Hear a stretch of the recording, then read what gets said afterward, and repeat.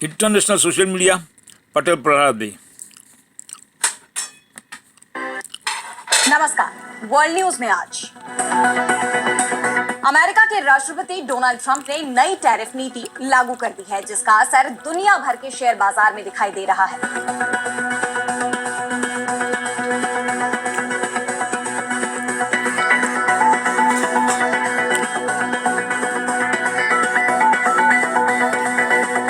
वहीं Italy, Australia, Britain जैसे कई देशों ने ट्रंप की नीति की आलोचना करते हुए अमेरिका को नतीजे भुगतने की चेतावनी दी है। ट्रंप ने नए टैरिफ की घोषणा करते हुए कहा कि आज का दिन अमेरिकी उद्योग के पुनर्जन्म और अमेरिका के फिर से समृद्ध बनने के तौर पर याद किया जाएगा। वहीं नरेंद्र मोदी के लिए ट्रंप ने कहा कि उन्होंने अमेरिका के साथ सही नहीं किया। तो ट्रंप के नए टैरिफ से दुनिया भर में मचा हड़कंप। इस पर हम करेंगे विस्तार से चर्चा, लेकिन आइए जरा उन खबरों को भी देख लें जिन पर आगे होगी बात। इजरायल ने गजा के बाद अब सीरिया में तेज किया सैन्य अभियान, तुर्की को दूर रहने की दी नसीहत। इंडोनेशिया में आया करीब 6 की तीव्रता वाला भूकंप, दहशत में लोग घरों से निकले बाहर। युगांडा में मलेरिया के खिलाफ शुरू किया गया सबसे बड़ा टीकाकरण अभियान, 11 लाख बच्चों को लगेगा टीका। और चलते चलते में देखेंगे, अरबपति पिता ने अपने ही बेटे को नौकरी देने से किया इनकार, कहा दूसरी कंपनी में काम करो। इन सभी खबरों पर हम आगे विस्तार से करेंगे बात, लेकिन पहले एक नजर हेडलाइंस पर। जॉर्डन और मिस्र ने गजा में स्थायी युद्ध विराम की कोशिशों पर की चर्चा, इजरायल ने हमास के खात्मे तक लड़ाई जारी रखने का किया है ऐलान। चीन की सेना पीएलए ने ताइवान द्वीप के आसपास किया संयुक्त सैन्य अभ्यास, एक चीन सिद्धांत के तहत चीन की नियंत्रण क्षमता के प्रदर्शन का है उद्देश्य। रूसी राष्ट्रपति व्लादिमीर पुतिन ने चीन के विदेश मंत्री वांग यी से मॉस्को में की भेंट, दोनों देशों के संबंधों को और मजबूत करने पर हुई चर्चा। बैंकॉक में हो रहे बिम्स्टेक शिखर सम्मेलन में पीएम मोदी और मोहम्मद यूनुस की द्विपक्षीय वार्ता की संभावना, बांग्लादेश में तख्ता पलट के बाद संबंधों में आई है तल्खी।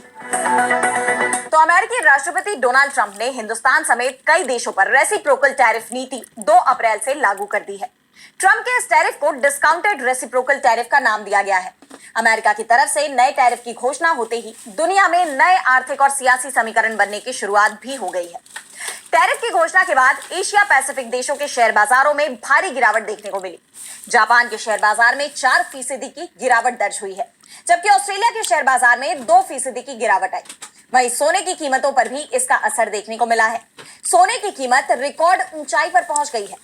डोनाल्ड ट्रंप ने टैरिफ नीति की घोषणा करते हुए कहा कि आज लिबरेशन डे है, जिसका अमेरिका लंबे समय से इंतजार कर रहा था। आज का दिन अमेरिकी उद्योग के पुनर्जन्म और अमेरिका के फिर से समृद्ध बनने के तौर पर याद किया जाएगा। ट्रंप ने अपने भाषण में कहा कि अमेरिका का फायदा उठाया गया और उसे विदेशियों ने लूट लिया है। हमारे टैक्स पेयर्स को 50 सालों से ज्यादा वक्त से ठगा जा रहा है, लेकिन अब ऐसा नहीं होगा। वहीं हिंदुस्तान के प्रधानमंत्री नरेंद्र मोदी का नाम लेकर ट्रंप ने आगे कहा कि जब वो यहाँ आए थे, मैंने उनसे कहा कि आप मेरे दोस्त हैं, लेकिन आप हमारे साथ सही नहीं कर रहे हैं। यानी हिंदुस्तान पर नाइंसाफी का इल्जाम ट्रंप ने लगाया है। अमेरिका ने हिंदुस्तान पर 26% डिस्काउंटेड रेसिप्रोकल टैरिफ की घोषणा की है। व्हाइट हाउस के मुताबिक हिंदुस्तान अमेरिका पर 52% टैरिफ लगाता है। वहीं यूरोपीय संघ पर 20%, चीन पर 34%, वियतनाम पर 46%, थाईलैंड पर 36%, जापान पर 24%, दक्षिण अफ्रीका पर 30% और ताइवान पर 32% टैरिफ की घोषणा व्हाइट हाउस ने की है। और खास बात यह है कि नई टैरिफ घोषणाओं में कनाडा और मेक्सिको का उल्लेख नहीं है। व्हाइट हाउस ने कहा कि वे इन दोनों देशों के साथ पिछले आदेशों में निर्धारित किए गए ढांचों के तहत ही काम करेंगे। बता दें कि बीते दिन व्हाइट हाउस ने लगभग 100 देशों की सूची जारी की है, जिन पर डिस्काउंटेड रेसिप्रोकल टैरिफ लगाया गया है। इसके तहत जिन देशों पर टैरिफ लगाया गया है, यह अमेरिका पर उन देशों के लगाए टैरिफ से आधा या लगभग आधे के बराबर है। हालांकि इस सूची में ऐसे देश भी हैं जिन पर उतना ही टैरिफ लगाया गया है जितना उन्होंने अमेरिका पर लगाया है। इसके अलावा 10% का बेसलाइन टैरिफ भी लगाया गया है। वहीं ट्रंप की टैरिफ नीति पर अब नए व्यापार युद्ध की आशंका बढ़ गई है। इटली की प्रधानमंत्री जॉर्जिया मेलोनी ने अमेरिकी टैरिफ को गलत बताया है और कहा है कि इससे व्यापार युद्ध छिड़ सकता है। ऑस्ट्रेलियाई प्रधानमंत्री एंथनी अल्बानीज ने कहा कि टैरिफ अप्रत्याशित नहीं है, लेकिन वे पूरी तरह से अनुचित है। जबकि ब्रिटेन के प्रधानमंत्री कीर स्टामर ने कहा कि व्यापार युद्ध किसी के हित में नहीं है। ट्रंप के टैरिफ को लेकर जर्मनी ने चेतावनी दी है कि व्यापार युद्ध दोनों पक्षों को नुकसान पहुंचाएगा। इसके अलावा स्पेन के प्रधानमंत्री पेड्रो साचेज ने कहा कि उनका देश अपनी कंपनियों और कर्मचारियों की रक्षा करेगा और एक खुली दुनिया के लिए प्रतिबद्ध रहेगा। वहीं आयरलैंड के व्यापार मंत्री ने इस मुद्दे पर कहा कि उनका देश और यूरोपीय संघ अमेरिका के साथ बातचीत के जरिए समाधान खोजने के लिए तैयार है।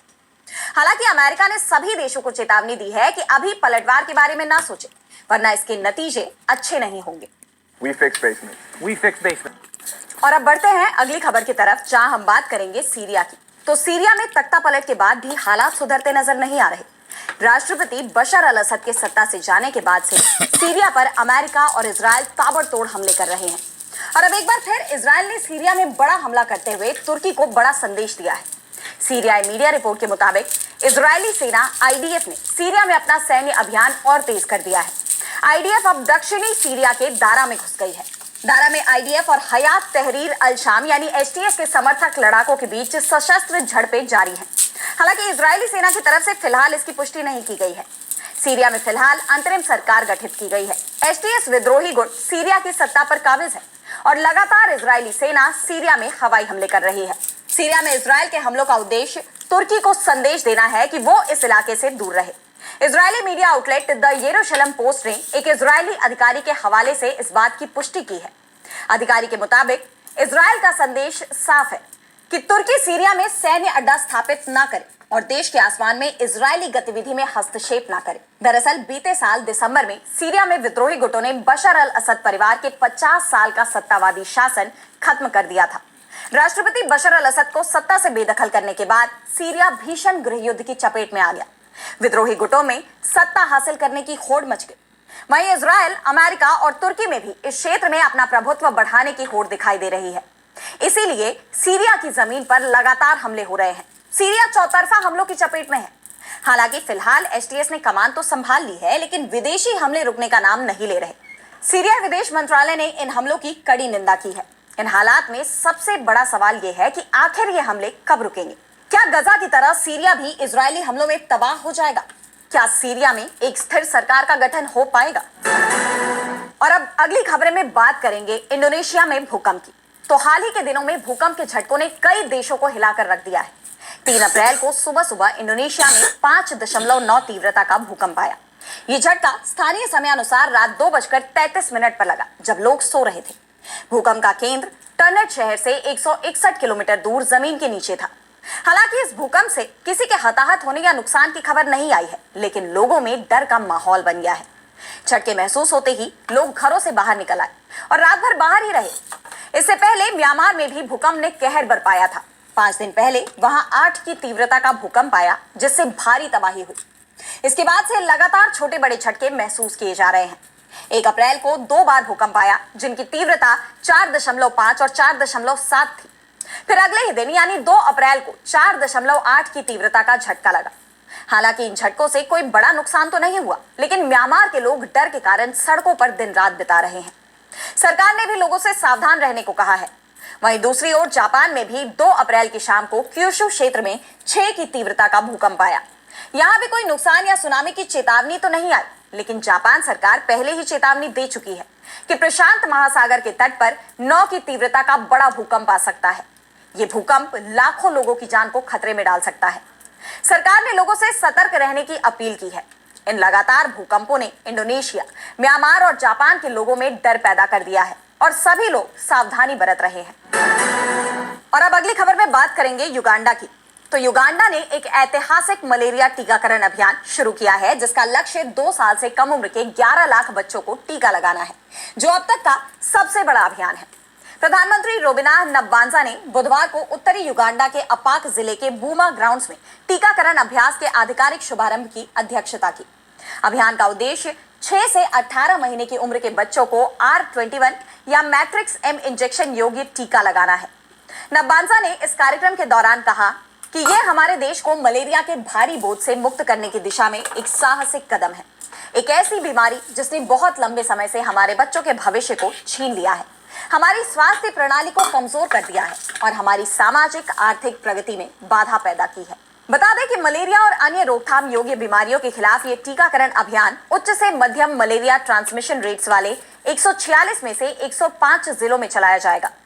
2021 में विश्व स्वास्थ्य संगठन यानी WHO की तरफ से इसकी पूर्व योग्यता और अनुशंसा के बाद से ये टीका मलेरिया की रोकथाम में एक जरूरी उपकरण साबित हुआ है। नैदानिक परीक्षणों के 3 चरणों के बाद इसे बीमारी के बोझ को कम करने और मासूमों की जान जाने के दर को कम करने के तौर पर एक गेम चेंजर के रूप में देखा गया है। इस रोल आउट ने युगांडा को मलेरिया के टीके को अपने नियमित टीकाकरण कार्यक्रम में शामिल करने वाला 19वां अफ्रीकी देश बना दिया। युगांडा में WHO के प्रतिनिधि कासोंडे मविंगा ने लॉन्च कार्यक्रम को संबोधित करते हुए कहा कि नियमित टीकाकरण में मलेरिया के टीके को शामिल करके युगांडा अपने बच्चों की सुरक्षा, जीवन बचाने और एक स्वस्थ भविष्य को सुरक्षित करने के लिए एक साहसिक कदम उठा रहा है। WHO के मुताबिक घाना, केन्या और मलावी में सफल पायलट कार्यक्रमों के बाद इसे शुरू किया गया, जहां इस टीके ने मलेरिया से संबंधित मौत में 13% की कमी की और अस्पताल में भर्ती होने वालों की संख्या में उल्लेखनीय कमी की है। युगांडा में मासूमों में मलेरिया मृत्यु का प्रमुख कारण बना हुआ है। अकेले 2024 में देश में मलेरिया के 10.9 मिलियन मामले और 3,582 मौत दर्ज की गई थी।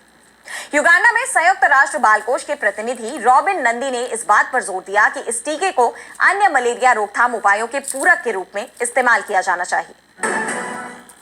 और अब चलते चलते में बात करेंगे बच्चों को आत्मनिर्भर बनाने के अनोखे उदाहरण की।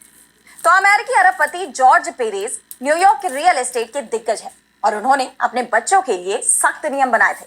पेरेज ने अपने बेटे जॉन पॉल को तब हैरान कर दिया जब उन्होंने अपनी कंपनी में नौकरी देने से उन्हें साफ इनकार कर दिया। जॉन पॉल ने मियामी विश्वविद्यालय से ग्रेजुएशन पूरा करने के बाद पिता की कंपनी में काम करने की इच्छा जताई थी, लेकिन पेरेज ने साफ कहा कि पहले उन्हें न्यूयॉर्क के रियल एस्टेट बाजार में 5 साल का अनुभव और एक बड़े बिजनेस स्कूल से मास्टर डिग्री लेनी होगी। पेरेज का मानना था कि रिश्ते और पेशा 2 अलग-अलग चीजें हैं। वो नहीं चाहते थे कि उनकी कंपनी में लोग सोचे कि वे अपने बच्चों को बिना योग्यता के आगे बढ़ा रहे हैं। उन्होंने जॉन पॉल को अपने दोस्त स्टीफन रॉस की कंपनी रिलेटेड कंपनीज में काम करने की सलाह दी। जॉन पॉल ने वहां एनालिस्ट के तौर पर शुरुआत की और बाद में नॉर्थ वेस्टर्न यूनिवर्सिटी के केलॉग स्कूल से MBA किया। 2012 में उन्होंने फिर पिता की कंपनी ज्वाइन करने की कोशिश की, लेकिन तब भी जिम्मेदारी नहीं मिली। जॉन पॉल ने हार नहीं मानी और मेहनत जारी रखी। आखिरकार उनकी मेहनत रंग लाई और आज वे अपने भाई निक के साथ पिता की कंपनी रिलेटेड ग्रुप के CEO हैं। जॉर्ज पेरेज अब कार्यकारी अध्यक्ष हैं। उन्होंने बताया कि दोनों बेटे कंपनी को अच्छे से चला रहे हैं। वहीं पॉल का अनुभव अब 10 साल से ज्यादा का हो चुका है। पेरेज का ये तरीका बच्चों को आत्मनिर्भर बनाने का अनोखा उदाहरण है। तो आज इस वर्ल्ड